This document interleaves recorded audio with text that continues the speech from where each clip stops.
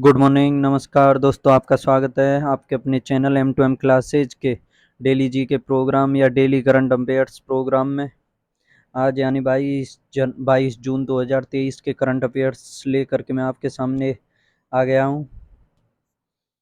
शुरुआत करता हूँ राष्ट्रीय समाचार से। पहली खबर है कि अमित शाह ने अहमदाबाद में क्रेडाई गार्डन पीपल्स पार्क का उद्घाटन किया है। अमित शाह ने अहमदाबाद में क्रेडाई गार्डन पीपल्स का उद्घाटन किया है। इसमें और डिटेल से देखते हैं कि जगन्नाथ रथ यात्रा के अवसर पर केंद्रीय गृह मंत्री और सहकारिता मंत्री श्री अमित शाह ने अहमदाबाद में विभिन्न विकास कार्यों का उद्घाटन किया और भूमि पूजन भी किया।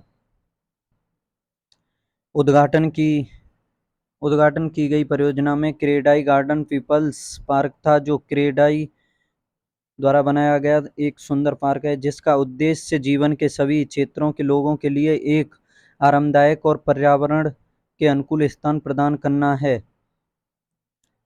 अगली न्यूज है, पीएम मोदी ने 9वें अंतर्राष्ट्रीय योग दिवस को मनाने के लिए यूएनएचक्यू में ऐतिहासिक योग सत्र का नेतृत्व किया है। प्रधानमंत्री नरेंद्र मोदी ने 9वें अंतर्राष्ट्रीय योग दिवस के अवसर पर बुधवार को संयुक्त राष्ट्र मुख्यालय में एक अनोखे योग सत्र का नेतृत्व किया।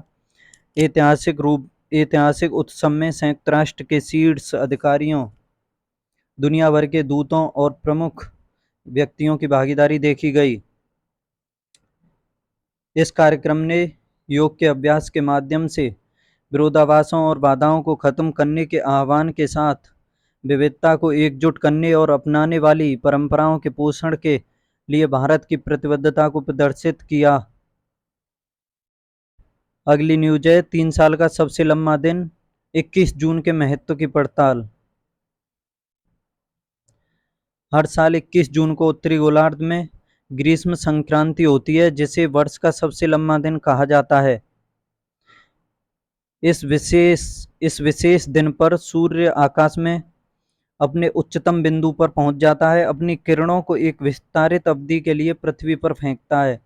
यानी साल का सबसे बड़ा दिन 21 जून का हुआ है, जो सामान्य से जैसे 12 घंटे का होता है तो ये 14 घंटे का हुआ है। अब अंतर्राष्ट्रीय समाचार कि फिनलैंड की संसद ने पेटेरी ओरपो को देश का नया प्रधानमंत्री चुना है। फिनलैंड में कंजर्वेटिव पार्टी के नेता पेटेरी ओरपो को संसद द्वारा देश का प्रधानमंत्री चुना गया है। ओरपो एक गठबंधन सरकार का नेतृत्व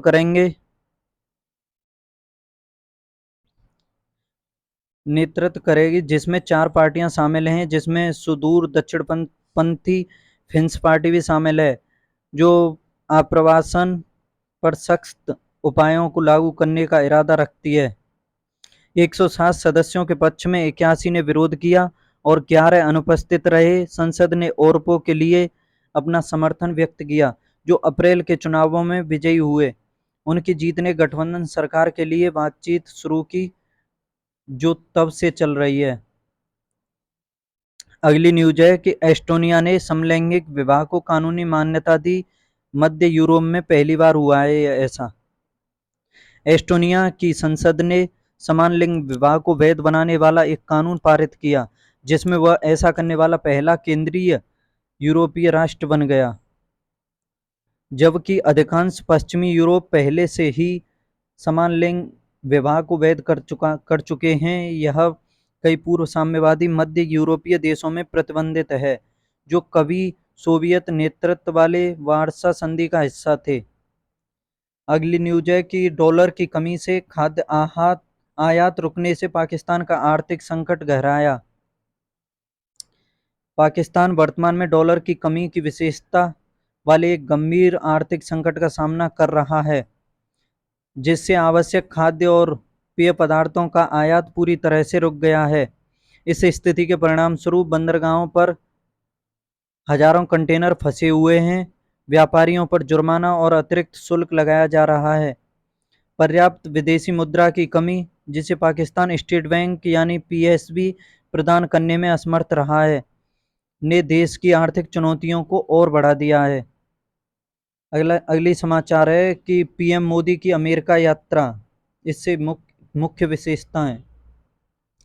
भव्य आगमन और प्रवासी भारतीयों के साथ जुड़ाव। पीएम मोदी की अमेरिका यात्रा लौटे न्यूयॉर्क पैलेस होटल में भव्य आगमन के साथ शुरू हुई, जहां उनका स्वागत भारत माता की जय के नारों के साथ किया गया। उन्होंने भारतीय प्रवासियों से भी बातचीत की और प्रतिनिधियों को शालीनता से ऑटोग्राफ दिए। अगली न्यूज है राज्य समाचार से। कर्नाटक की अन्न भाग्य योजना।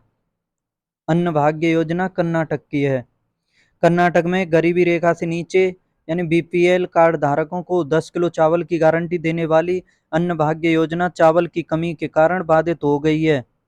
खरीद के लिए पड़ोसी राज्यों से संपर्क करने के बावजूद कर्नाटक सरकार योजना को लागू, चावल की उपलब्धता में कमी, बीपीएल परिवारों को मुफ्त चावल प्रदान करने के मुख्यमंत्री सिद्धारमैया के प्रयासों के लिए एक महत्वपूर्ण चुनौती है।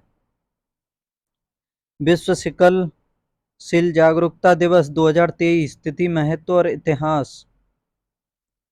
सिकल सेल रोग यानी एससीडी और दुनिया भर में व्यक्तियों, परिवारों और समुदायों पर इसके गहरे प्रभाव के बारे में जागरूकता बढ़ाने के लिए 19 जून को विश्व सिकल सेल जागरूकता दिवस मनाया जाता है। सिकल सेल रोग एक आनुवंशिक रक्त विकार है जो असामान्य लाल रक्त कोशिकाओं की विशेषता है जो एक वर्तमान या सिकल आकार ग्रहण करते हैं।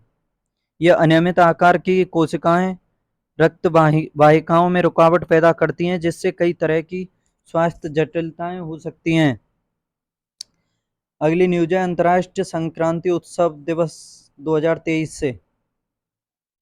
प्रत्येक वर्ष 21 जून को संक्रांति के लिए उत्सव का अंतर्राष्ट्रीय दिवस मनाया जाता है। यह अवकाश संयुक्त राष्ट्र द्वारा धर्मों और संस्कृतियों में विभिन्न संक्रांतियों समारोह के बारे में जागरूकता बढ़ाने के लिए स्थापित किया गया था। कई संस्कृतियों और धर्मों में संक्रांति मनाने का अपना अनूठा तरीका है। अंतर्राष्ट्रीय योग दिवस 2023। थीम, इतिहास और पोस्टर। योग का अभ्यास करने के कई लाभों को बढ़ावा देने के लिए हर साल 21 जून को अंतर्राष्ट्रीय योग दिवस 2023 मनाया जाता है। चुनी गई तिथि ग्रीष्म संक्रांति के साथ मेल खाती है, जो उत्तरी गोलार्ध में वर्ष का सबसे लंबा दिन होता है। यह दिन कल्याण के समग्र दृष्टिकोण के बारे में जागरूकता बढ़ाने के लिए एक मंच के रूप में कार्य करता है, जो योग प्रदान करता है। यह हमारे तेज तर्रार आधुनिक जीवन में संतुलन खोजने के महत्व पर प्रकाश डालता है और शारीरिक, मानसिक और आध्यात्मिक सद्भाव को प्रोत्साहित करता है। योग ध्यान, तनाव में कमी और समग्र स्वास्थ्य और जीवन शक्ति को बढ़ावा देता है। अगली न्यूज है विश्व संगीत दिवस 2023। विश्व संगीत दिवस, जिसे फेते डे ला म्यूसिक भी कहा जाता है, 21 जून को आयोजित एक वार्षिक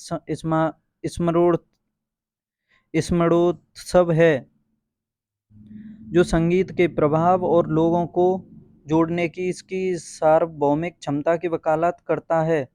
यह अवसर विभिन्न शैलियों के संगीतकारों को सार्वजनिक क्षेत्रों में अपनी प्रतिभा दिखाने के लिए प्रोत्साहित करता है, जिससे दुनिया भर के लोगों के लिए संगीत की सराहना करने के लिए एक जीवंत और समावेशी माहौल को बढ़ावा मिलता है।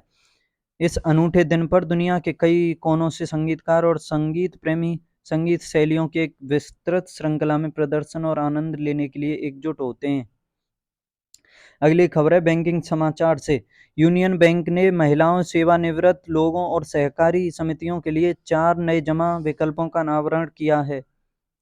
यूनियन बैंक ऑफ इंडिया ने आबादी के विभिन्न क्षेत्रों अर्थात महिलाओं, महिला उद्यमियों और पेशेवरों, पेंशन भोगियों और सहकारी आवास समितियों के लिए 4 विशेष बैंक खातों की शुरुआत की है। पहला खाता, जिसे यूनियन उन्नति कहा जाता है, विशेष रूप से महिला उद्यमियों और पेशेवरों के लिए डिजाइन किया गया एक चालू खाता है, जो मुफ्त कैंसर देखभाल कवरेज, व्यक्तिगत दुर्घटना कवर, ऋण ब्याज दरों में छूट, खुदरा ऋण प्रसंस्करण शुल्क और न्यूनतम सेवा से शुल्क प्रदान करता है।